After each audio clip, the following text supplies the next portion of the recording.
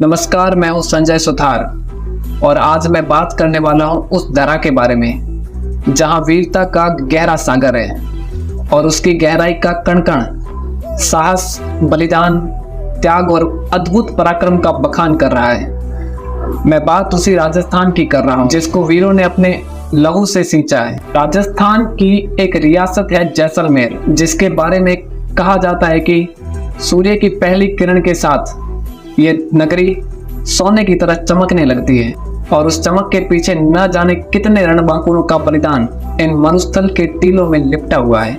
आज मैं उसी मरुस्थलीय प्रदेश में जन्मे एक अद्भुत वीर योद्धा छत्रपति श्री आलाजी भाटी के बारे में बात करने वाला हूँ। अपनी बात को आगे बढ़ाने से पहले मैं इतिहास के उस समय में जाना चाहूँगा जब भगवान श्री राम ने लंका जाने के लिए समुद्र देवता से रास्ता मांगा और कई दिन तक साधना करी, लेकिन सागर देवता ने अपनी मर्यादा के विपरीत रास्ता देना उचित नहीं समझा। फिर भगवान राम क्रोध में आकर ब्रह्मास्त्र निकाल कर कहते हैं कि मैं इस पूरे समुद्र को सुखा दूंगा, और इतने में समुद्र देवता प्रकट होते हैं, भगवान राम से क्षमा मांगते हैं और समुद्र पार करने का उपाय भी देते हैं। फिर भगवान राम समुद्र देवता से कहते हैं कि हमारा जो ये बाण है वो अमोघ है, एक बार धनुष पर आने के बाद बिना लक्ष्य भेदे वापस नहीं जाता। अब मुझे ये बताओ, ये बाण मैं किस दिशा में छोड़ूं? तब समुद्र देव कहते हैं कि ये बाण उत्तर दिशा में छोड़ना चाहिए, जहां ध्रुव तुल्य नाम की एक जगह है।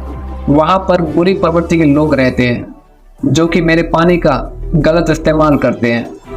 तब राम ने कहा कि ये ब्रह्मास्त्र वहां की सारी भूमि को मरुस्थल में बदल देगा, साथ ही वहां पर कई सुगंधित और दिव्य औषधियों का भी निर्माण होगा जो वहां के जीव जंतुओं के काम आएगी। कहते हैं कि वो जो बाण था वो इस थार के मरुस्थल में आया था और उस बाण दोष के प्रभाव को मरुस्थलीय प्रदेश के लोग आज तक भुगत रहे हैं। कहानी को थोड़ा और आगे बढ़ाते हैं। कहते हैं कि महाभारत काल में इस मरुस्थलीय प्रदेश में एक त्रिकुट पहाड़ी थी और उस पहाड़ी पर उत्तम ऋषि का आश्रम था जिसमें वो तपस्या कर रहे थे। फिर एक दिन उनका गला पूरी तरह से सूख गया और वो पानी पानी चला रहे थे और इस मरुस्थलीय प्रदेश में दूर दूर तक पानी नहीं था। तब कहते हैं कि महाभारत के युद्ध के बाद श्री कृष्ण और अर्जुन द्वारका जा रहे थे। तब वो इस त्रिकुट पहाड़ी पर उत्तम ऋषि के आश्रम में आए थे और उन्होंने उत्तम ऋषि को वरदान दिया था कि जब भी आपको प्यास लगेगी, आपके पास पानी नहीं होगा, उस समय इस मरुस्थल में घने बादल प्रकट होंगे जो आपको जल प्रदान करेंगे और वो बादल उत्तम मेघ के नाम से जाने जाएंगे। और भगवान श्री कृष्ण कहते हैं कि इस त्रिकुट पहाड़ी पर कलयुग में मेरी ही यदुवंशी पीढ़ी में महारावल जैसल राज करेंगे। इसीलिए ये जो जैसलमेर का भाटी राजवंश जो है वो यादव शाखा और कृष्ण का वंशज माना जाता है। इन भाटियों का मूल स्थान जो है वो बठिंडा था, पंजाब में। फिर यादवों की 67वीं पीढ़ी में गजबाहु शाखा हुई जिसने गजनी की स्थापना करी। गजबाहु के वंशज थे बालबंद और उन बालबंद के पुत्र थे भूपत जिसने भटनेर बसाया जो कि हनुमानगढ़ जिले में है। और भूपत जी का जो बड़ा पुत्र था उसका नाम था भट्टी, जिसके नाम पर ये भाटी कहलाए। और इन भाटियों ने भटनेर के किले में बैठकर उत्तर पश्चिम में होने वाले आक्रमणों से लंबे समय तक रक्षा करी। इसीलिए इन भाटियों की उपाधि पड़ी उत्तर भट किवाड़ भाटी, जिसका मतलब होता है उत्तर के दरवाजे के बहादुर योद्धा। इन्हें उत्तरी सीमा का प्रहरी भी कहा जाने लगा। फिर आगे चलकर भूपत जी के वंशज हुए मंगलराव, जो कि गजनी के हुणी शासक से पराजित होकर तनोट के आसपास आकर बसे और वहीं रहने लगे। फिर आगे चलकर मंगलराव के जो पुत्र हुए उनका नाम था केहर और उन्होंने अपने बेटे तनु के नाम पर इस पूरे क्षेत्र का नाम तनोट रखा। फिर आगे जाकर राव तनु ने 731 ईस्वी में तनोट दुर्ग का निर्माण करवाया और तनोट देवी का मंदिर भी बनवाया। फिर राव तनु का बेटा देवराज शासक बनता है। उन्होंने अपने राज्य का काफी विस्तार किया और इन्हें भाटी वंश का सबसे प्रतापी शासक माना जाता है। इन्होंने ही गढ़ तेरावर का निर्माण करवाया, जिसके बारे में हम आगे बात करेंगे कि किस तरह आला जी जैसलमेर से गढ़देरावर तक लड़े थे। अब कहानी को थोड़ा और आगे बढ़ाते हैं। देवराज के वंशज हुए विजयराज, और विजयराज के वंशज थे भोजदेव और रावल जैसन, जो कि दोनों भाई थे। और भोजदेव ने लोथरवा के पवार शासक जस्तान को पराजित कर लोथरवा पर अधिकार कर लिया। फिर भोजदेव को उनके ही भाई रावल जैसल ने पराजित कर लोथरवा पर अधिकार कर लिया। फिर भगवान श्री कृष्ण के कहे अनुसार उत्तम ऋषि के वंश में मेर ऋषि हुए, और उनके मार्गदर्शन में ही रावल जैसल ने जैसलमेर की 1155 ईस्वी में स्थापना की। आला जी का इतिहास जैसलमेर के इतिहास का ही एक भाग है, इसलिए मैंने सब भूमिका बनाने के लिए इतना पीछे से शुरू किया। तो अब हम आ जाते हैं 1155 से सीधा ही 1520 से 1550 ईस्वी के समय, जो कि आला जी का काल माना जाता है। आला जी के पिता का नाम था बाणसी जी, जो कि जैसलमेर से 35 किलोमीटर दूर कनोई गांव के एक वीर जंज बाटी योद्धा थे। और बाणसी जी ने 2 विवाह किए थे। उन्होंने पहला विवाह सिरोही के देवड़ाओं की कन्या अजय कंवर के साथ किया, जिनसे उनको 2 पुत्र प्राप्त हुए, सलखा जी और सोहन राव जी। और उन्होंने दूसरा विवाह किया था जालोर के चौहान राजा थे शेरपाल सिंह, उनकी पुत्री थी मैनावती, उनसे विवाह किया था, जिनकी कुंभ से 2 पुत्र प्राप्त हुए, आला जी और सोहड़ा जी। आला जी और सोहड़ा जी जो दोनों भाई थे वो ब्रह्मचारी थे, और सलखा जी के वंशज आज भी सलखा गांव में निवास कर रहे हैं। अब कहानी को थोड़ा आगे बढ़ाते हैं। उस समय कुचड़ी गांव के पातर जी की शादी थी, जो कि एक जज बाटी थे। तो उनका रिश्ता किया हुआ था अमरकोट में सोडों के वहां पर। आला जी और सोहड़ा जी दोनों भाइयों को इस शादी में बुलाया गया था। वो दोनों भी बाराती थे। बारात कुचड़ी से अमरकोट गई, और जब वो शादी करके वापस लौट रहे थे, तब सिंध के बादशाह को ये जानकारी मिलती है कि यहाँ से हिंदू जंज पार्टियों की एक बारात जा रही है। तब वो बादशाह अपनी फौज को बारात पर हमला करने के लिए भेजता है, और वो खूंखार फौज बारात को घेर लेती है। ऐसी विकट स्थिति को देखकर बाराती सब घबरा जाते हैं, और वो कहते हैं कि बारात में आकर बेमौत मर गए, इससे अच्छा तो ये होता कि हम आते ही नहीं। फिर आला जी और सोहड़ा जी दोनों भाइयों ने निडरता का परिचय देते हुए उन बारातियों से कहा कि आप ऐसा करो, बारात और दुल्हन को लेकर अपने मुल्क रवाना हो जाओ, हम इनका मुकाबला करते हैं। फिर उन दोनों भाइयों और उन आक्रांताओं के बीच एक भीषण युद्ध हुआ। आला जी और सोहड़ा जी ने वहाँ हजारों की संख्या में मुस्लिम सैनिकों को मार दिया। फिर उन दोनों भाइयों के कई घाव लगने से वो भी जख्मी हालात में गिरकर बेहोश हो गए।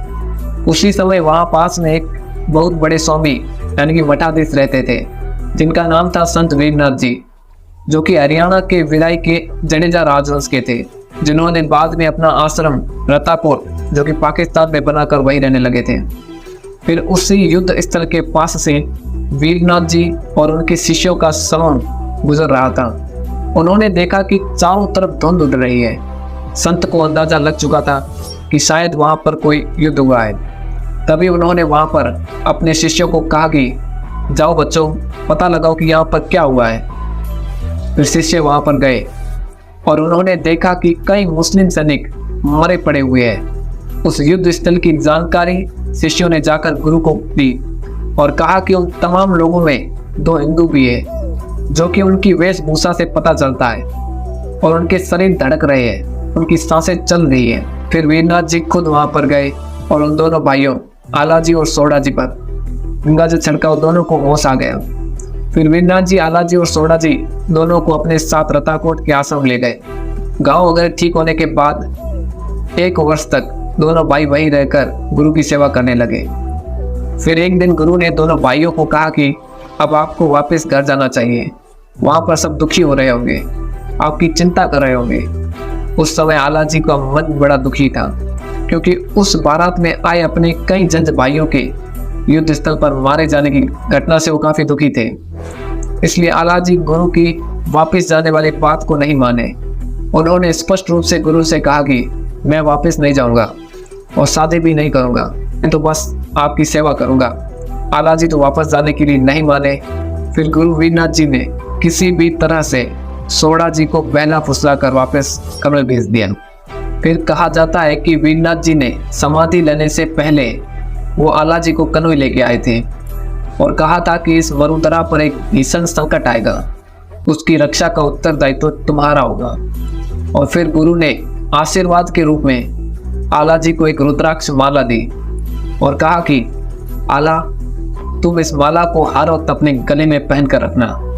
जब तक ये माला तुम्हारे गले में है तब तक कोई भी दुश्मन तुम्हारा कुछ नहीं बिगाड़ सकता। अब हम कहानी को थोड़ा आगे बढ़ाते हैं और देखते हैं कि उस समय भारत में क्या स्थिति थी। उस समय दिल्ली का बादशाह मुगल वंश का हुमायूं था और बंगाल का सूबेदार था शेरशाह सूरी। फिर एक दिन शेरशाह ने विद्रोह कर दिया और उस विद्रोह को दबाने के लिए हुमायूं खुद वहां गया। लेकिन उस 17 मई 1540 को कन्नौज के युद्ध में हुमायूं बुरी तरह से पराजित हो गया और हुमायूं की सेना को अपनी जान बचाकर भागना पड़ा। लेकिन उस हजरत आला शेरशाह ने अपनी एक सेना की टुकड़ी हुमायूं के पीछे लगा दी। फिर हुमायूं वहां से भागकर आगरा गया। वहां से उसने अपने परिवार और कोष में थोड़ा बहुत जो धन था उसको लेकर अपने काफिले के साथ वहां से भाग निकला। हुमायूं चाहता था कि अगर उसे अपने भाइयों का साथ मिल जाए तो वो शेरशाह के विरुद्ध कुछ योजना बना सके, लेकिन दुर्भाग्य से उसे अपने भाइयों का सहयोग नहीं मिला। फिर हुमायूं ने जोधपुर के राजा मालदेव से सहायता मांगी, वहां से भी उसे कोई सहायता नहीं मिली। फिर हुमायूं वहां से आगे बढ़ा और जैसलमेर के आसपास डेरा डालकर बैठा हुआ था। और उस समय जैसलमेर के जो राजा थे वो लूणकरण थे और उनके पुत्र राजकुमार मालदेव उस समय भ्रमण कर रहे थे। तब उनकी नजर पड़ी हुमायूं के काफिले पर। कहते हैं कि मालदेव जी ने तत्कालीन दिल्ली के बादशाह रहे हुमायूं के काफिले को बुरी तरह से लूट लिया। उसके पास पीने का पानी तक नहीं बचा था। हुमायूं को यहाँ पर रुकने ही नहीं दिया। फिर हुमायूं वहां से भागकर अमरकोट चला गया। वहां के राजा वीरसाल ने हुमायूं को शरण दी और सहायता भी दी। फिर एक दिन हुमायूं किसी अभियान पर गया हुआ था, तब पीछे अमरकोट में अकबर का जन्म होता है। और जब ये खुशखबरी उसके घुड़सवार सैनिक ने उसे सुनाई तो कहती कि उसके पास इस शुभ समाचार बदले में देने के लिए कुछ भी नहीं। हुमायूं ने कस्तूरी बांट कर जन्म का उत्सव मनाया। हुमायूं का दुर्भाग्य था कि एक बार फिर उसका राजपूत सैनिकों से किसी बात पर मतभेद हो गया और राजपूत सैनिक हुमायूं का साथ छोड़ देते हैं। फिर हुमायूं सहायता के लिए कंधार के रास्ते से ईरान चला जाता है। वहां का एक शासक था शाह तहमास, उससे एक समझौता करता है जिसकी शर्त यह थी कि हुमायूं को शाह तहमास की भतीजी से विवाह करना होगा, जिसके बदले में वो हुमायूं को सैनिक सहायता देगा। इस समझौते के बाद एक बार फिर हुमायूं का भाग्य उदय हो गया और हुमायूं ने 1545 तक कंधार के आसपास के सारे क्षेत्रों को जीत लिया। और उस समय कंधार का एक स्थानीय शासक था अमीर अली, जिसकी अपने भाई के साथ लड़ाई हो गई थी। इस कारण अमीर अली को वहां से देश निकाला दे दिया गया। एक तरफ हुमायूं दिल्ली की गद्दी खोने के बाद ठोकरें खा रहा था, दूसरी तरफ कंधार का अमीर अली भी अपने पठानों के साथ निर्वासित जीवन बिता रहा था। कहते हैं कि जिन लोगों की समस्याएं एक जैसी होती है वो अक्सर अच्छे दोस्त होते हैं। मैंने कहीं पढ़ा था कि हुमायूं ने ही जैसलमेर से बदला लेने के लिए पठान अमीर अली खां को धोखे से अधिकार करने के लिए भेजा। फिर वो अमीर अली अपने पठानी सहयोगियों के साथ जैसलमेर आया और यहाँ आकर उसने शरण मांगी। अपने धार्मिक और क्षत्रिय आदर्शों के अनुसार शरणागत की रक्षा के लिए राजा लूणकरण ने अमीर अली को अपने राज्य में शरण भी दे दी। फिर किशन घाट पोल के आसपास अमीर अली की सेना ने डेरा डाला हुआ था और उसके पास काफी कम फौज थी और उसने सोचा कि जैसलमेर पर कब्जा करने के दो रास्ते हैं। पहला तो ये कि सीधा युद्ध किया जाए और दूसरा ये कि षड्यंत्र किया जाए। और वो इस बात को जानता था कि सीधे युद्ध में जैसलमेर से नहीं जीता जा सकता, इसलिए उसके मन में षड्यंत्र करने का जो विचार था उस पर उसने अमल किया। इतिहास जो है वो अपने आप को दोहराता है। एक बार फिर राजपूताना के किसी राजा द्वारा शरणागतों की रक्षा के लिए उठाए गए उदारता वाले उस संकल्पित निर्णय का वो लाभ उठाने वाला था। और देखते ही देखते अमीर अली और राजा लूणकरण के बीच इतनी घनिष्ठता हो गई कि पठान अमीर अली ने राजा को अपना धर्म भाई बना दिया। और फिर घनिष्ठता इतनी विश्वसनीय हो गई थी कि राजा लूणकरण अमीर अली के कैंप में चले जाते। अमीर अली को किले में दावत पर बुला लिया जाता, पर राजा को इस बात की भनक नहीं थी कि अमीर अली किले के बारे में काफी खुफिया जानकारी एकत्र कर चुका था। फिर एक दिन अमीर अली ने राजा के सामने एक प्रस्ताव रखा और कहा कि हमारी बेगमें आपकी रानियों से मिलना चाहती है। वो चाहती है कि वो आपकी रानियों से मिले, बातचीत करे। कहा कि वो इस सोनारगढ़ को देखने के लिए बड़ी लालायित थे। उस अपनत्व के भाव में राजा अमीर अली के उस षड्यंत्र को नहीं देख पाए और बड़ी ही उदारता के साथ अमीर अली के प्रस्ताव को स्वीकार कर लिया। और उस समय राजकुमार मालदेव जी जैसलमेर में नहीं थे, कहीं गए हुए थे। इसी स्वर्णिम क्षण का फायदा उठाकर अमीर अली ने किले के अंदर जाने के लिए अपने पठानी सरदारों की एक बैठक बुलाई। फिर अमीर अली ने योजना बनाई और तय किया कि कल सुबह हम हमारे योद्धाओं को पालकियों में बिठाकर इस सोनारगढ़ किले के अंदर ले जाएंगे और हर पालकी में 4-4 योद्धा को बैठाया जाएगा और 4-4 योद्धा पालकी को उठाने वाले भी थे। फिर जब पालकियों को किले के अंदर ले जाया गया तब द्वारपाल ने देखा कि पालकियों को उठाने वालों के पैर कांप रहे हैं। द्वारपाल को शक हो गया था। फिर पालकी में बैठे उन मुस्लिम योद्धाओं ने सोचा कि इससे पहले कि हमारी पोल खुल जाए हम आक्रमण कर देते हैं, और उन्होंने द्वारपाल पर आकस्मिक आक्रमण कर दिया। फिर किले के द्वार अंदर से बंद कर दिए जिससे कि कोई बाहर से वापस अंदर ना आ सके। राजा इस आक्रमण से बेखबर थे जब उन्हें पता चला कि 2500 से भी ज्यादा सैनिकों ने धोखे से किले में प्रवेश लेकर आक्रमण कर दिया है। और जैसे ही ये सूचना राजा को मिली तो इतना समय नहीं रहा था कि जौहर किया जाए।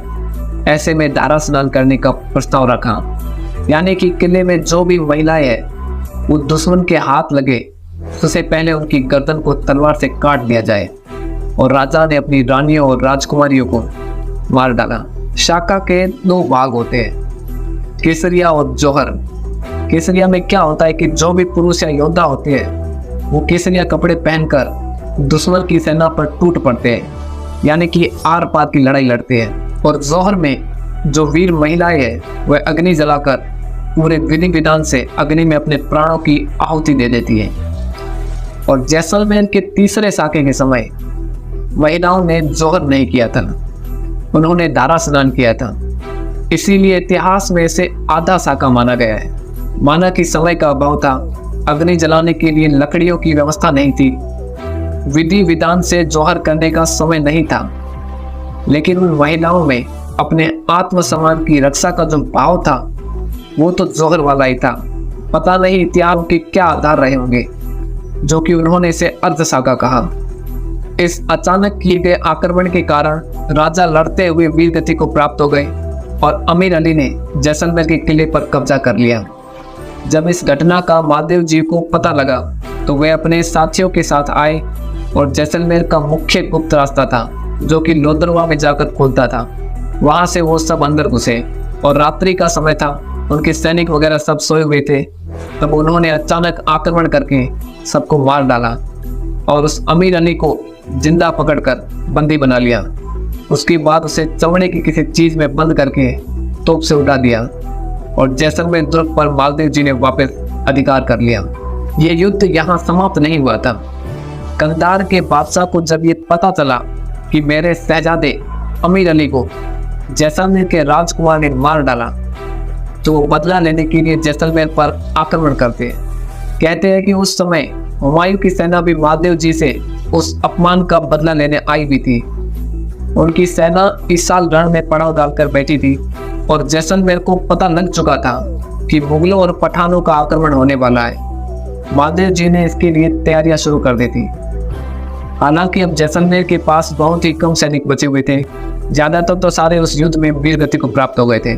उस समय जैसलमेर के पास कोई ज्यादा सेना वगैरह नहीं होती थी, बस पारंपरिक फौज हुआ करती थी, यानी कि आसपास के गांवों से लोगों को बुलाया जाता था और उन्हें इस शर्त पर जागीरें दी जाती थी कि जब जरूरत पड़ेगी तब वो मातृभूमि की रक्षा के लिए लड़ेंगे। फिर मालदेव जी ने गुप्त सुरंग के रास्ते से निर्मल रायका के साथ आसपास के गांवों में समाचार भिजवाया, लेकिन कोई भी नहीं आया क्योंकि पठानों की उस विशाल सेना से लोहा लेने का परिणाम सब जानते थे।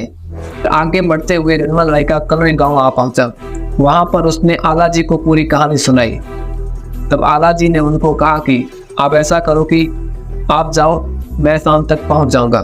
फिर उस रायका ने आला जी को कहा कि हम जिस किसी के पास भी गए उन्होंने वही कहा कि आप जाओ, हम आते हैं, लेकिन अभी तक कोई भी नहीं आया। आला जी ने कहा कि मैं ज़रूर आऊँगा। कहते हैं कि ये समाचार आला जी के बोगरे घोड़े ने भी सुन लिया था और वो एक जगह खड़ा ही न रहे। फिर शाम के समय आला जी ने अपने घोड़े को तैयार किया और अपने गुरु का स्मरण किया। वहाँ से जैसलमेर के लिए रवाना हुए। कहते हैं कि आला जी का घोड़ा आकाशवान से उड़ने लगा था। फिर आगे जाकर आला जी को बाद भी याद आया कि उन्होंने आज संध्या वंदन तो किया ही नहीं। तब कहते हैं कि आला जी मूल सागर के पास जो मड़पिया गांव की नदी बहती है, वहां पर उन्होंने अपना घोड़ा नीचे उतारा। वहां जो आला जी का मंदिर है उसके पास आज भी घोड़े के पूरों के निशान मौजूद हैं। फिर कहते हैं कि वहां संध्या वंदन के बाद आनंद फानन में आला जी अपने गुरु की दी हुई माला वही भूल गए। फिर आला जी घोड़े पर सवार होकर जैसलमेर पहुंचे और जैसलमेर की सूरज पोल के आगे घोड़ा रोका और वहां पर जो द्वारपाल था उससे कहा कि दरवाजा खोलो, मैं आला जी हूँ, इस संकट के समय में राजा जी ने मुझे बुलाया है। तब उस द्वारपाल को भी लगा कि एक अकेला आदमी इतनी विशाल सेना का क्या मुकाबला कर लेगा। फिर उसने व्यंग्य में बोला कि आपको भी यहाँ समय बर्बाद करने के लिए बुलाया है। ये सुनकर आला जी को थोड़ा सा गुस्सा आया और वो घोड़े पर चढ़ गए। फिर आला जी का घोड़ा छलांग मारकर सूरज पोल के बुर्ज को लांघ जाता है और सूरज पोल की दीवार पर आज भी घोड़े के खुरों के निशान मौजूद हैं। कुछ टाइम पहले मैंने अपने किसी मित्र से कहा था कि भाई तेरे पास आला जी के ऊपर कुछ मैटर या बुक्स हो तो मुझे दे, इस पर मुझे वीडियो बनाना है। तब उसने मुझे कहा कि आला जी का इतिहास है ही नहीं, उस समय कुछ ऐसी परिस्थितियां रही थी कि उसको दबाया गया था। मुझे नहीं पता उसने ऐसा क्यों कहा, इसके पीछे क्या कहानी है, लेकिन जब मैं उस सूरज पोल के पासाओं पर वो निशान देखता हूँ तो मुझे लगता है कि इतिहास को दबाया जरूर जा सकता है लेकिन मिटाया नहीं जा सकता।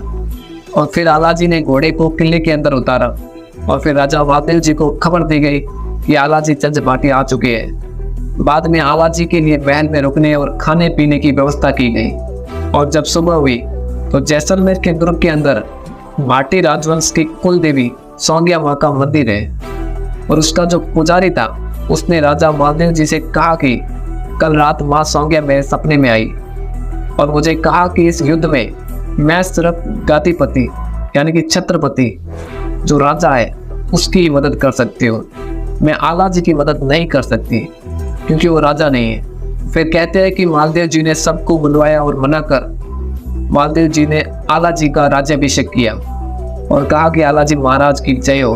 मुझे लगता है कि उस समय मालदेव जी के अपने राज्य और कुलदेवी के प्रति क्या जबरदस्त आस्था रही होगी कि उन्होंने पुजारी के सपने को माँ का आशीर्वाद मानते हुए अपने राज सिंहासन का त्याग कर दिया और एक योद्धा को राजा बना दिया। मुझे नहीं लगता कि आस्था का ऐसा उदाहरण कोई दूसरा और भी होगा। फिर युद्ध में जाने के लिए सैनिकों को तैयार किया गया। हालांकि साथ देने के लिए कुछ लोग ही बचे हुए थे। लोगों को कोई उम्मीद नहीं थी जीतने की। लगता था कि इतनी विशाल सेना से वे लोग कैसे जीतेंगे। फिर आला जी और कुछ सैनिकों को किले की पोल से बाहर निकालकर किले के दरवाजे वापस बंद कर दिए गए और कुछ ही दूर चारों तरफ पठानों की फौज शिविर लगवाए बैठी हुई थी और दूसरी ओर सामने आला जी मुख्य योद्धा एक ही थे, बाकी तो उनका साथ देने वाले सिर्फ साहसिक सैनिक थे। फिर आला जी ने दुश्मनों से लड़ते हुए इस सोनारगढ़ दुर्ग के 4 चक्कर काटे, जिसका ये मतलब होता है कि आला जी इस सोनारगढ़ दुर्ग के साथ परिणय सूत्र में बंध गए, यानी कि विवाह हुआ है इस दुर्ग के साथ। और शायद यही कारण है कि 450 वर्ष बाद भी किसी विदेशी आक्रांता ने इस दुर्ग को आंख उठाकर नहीं देखा, किसी ने आक्रमण नहीं किया। उसके बाद उस घमासान युद्ध में आला जी की तलवार ऐसे चल रही थी जैसे आसमान से कोई बिजली आई हो और हजारों की संख्या में दुश्मनों को मार दिया। फिर अचानक पीछे से किसी दुश्मन ने घात किया और आला जी का सिर काट दिया। सिर वहीं इसालगढ़ में गिर गया जहां पर आज आला जी का शीशगंज मंदिर बना हुआ है। कहते हैं कि सिर कटने के वक्त आला जी अपने गुरु का पूरा नाम तो नहीं ले पाए, लेकिन आधा नाम वीर लिया था। कहते हैं कि उस समय उनके गुरु वीरनाथ जी वहीं उपस्थित हो गए और उन्होंने कहा कि आला, तुमने बड़ी देर कर दी। पहली बात तो ये कि तुम्हें वो माला नहीं भूलनी चाहिए थी, और दूसरा ये कि मुझे पहले याद कर लेता तो मैं तेरा सिर ही नहीं कटने देता, मैं पहले ही आ जाता। और कहते हैं कि अपने गुरु वीरनाथ जी के आशीर्वाद से आला जी के सीने में आंखें निकल आई। ये घटना इस बात को चरितार्थ करती है कि सिंह प्राण निकलने के बाद भी कभी हारते नहीं थे। और उसके बाद आला जी उन पठानों को ऐसे काट रहे थे जैसे कोई किसान फसल को काट रहा हो। फिर 7 दिन तक बिना सिर के आला जी ने जैसलमेर से 265 किलोमीटर दूर पाकिस्तान के रैनियार खान जिले तक उन पठानों को भगा भगा कर मारा। वो दृश्य कुछ ऐसा रहा होगा जैसे कुछ जंगली भूखे शेर के आगे अपनी जान बचाकर भाग रहे हो। आला जी को मैदान में लड़ता देख पठान थर थर कांप रहे थे। पठानों में इतना डर था कि उन्हें आला जी में काल का दूसरा रूप नजर आ रहा था। फिर आला जी लड़ते लड़ते रैनियार खान से 60 किलोमीटर दूर आगे देरावरगढ़ तक चले जाते हैं।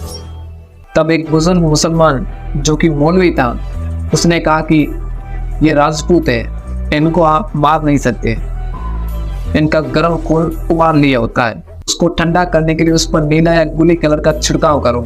कहते हैं कि चारों तरफ गुली कलर और गायों को काट कर गोरक्त का छिड़काव किया गया, और गोरक्त को आला जी के घोड़े ने पार ही नहीं किया। फिर कहते हैं कि आला जी ने धरती माँ का स्मरण किया और धरती उसी जगह पर फट गई, और आला जी घोड़े सहित बिना ऊंट के जमीन में चले गए।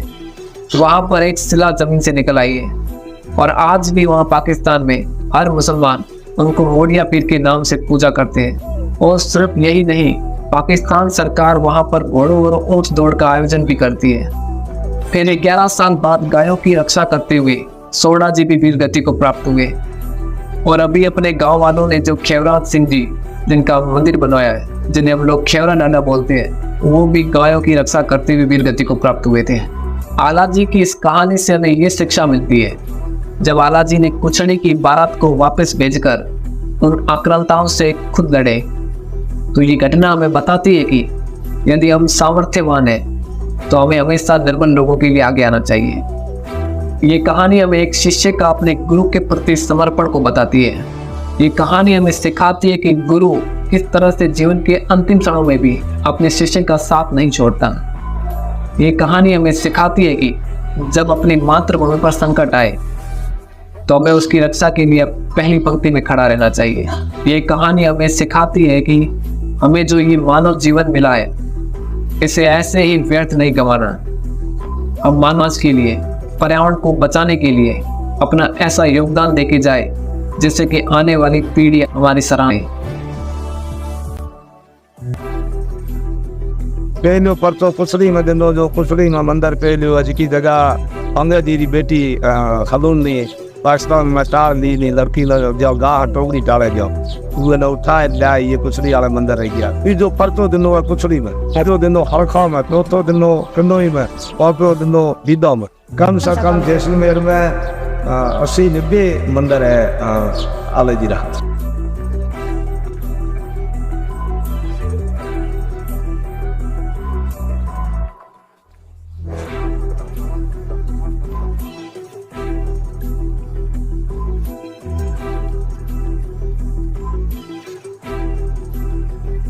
मैंने आला जी के बारे में सबसे पहले अगर कहीं विस्तार से सुना है तो श्री देरावर सिंह जी भाटी सलखा, जो कि एक अध्यापक है, उनका 1 साल पहले व्हाट्सएप पर वीडियो आया था जिसमें वो आला जी के बारे में बड़े ही रोचक तरीके से बता रहे थे। और दूसरा, मैंने आला जी के ऊपर एक बुक पढ़ी श्री सवाई सत्यनारायण जी बिस्वा की, जो कि काफ़ी मजेदार बुक है।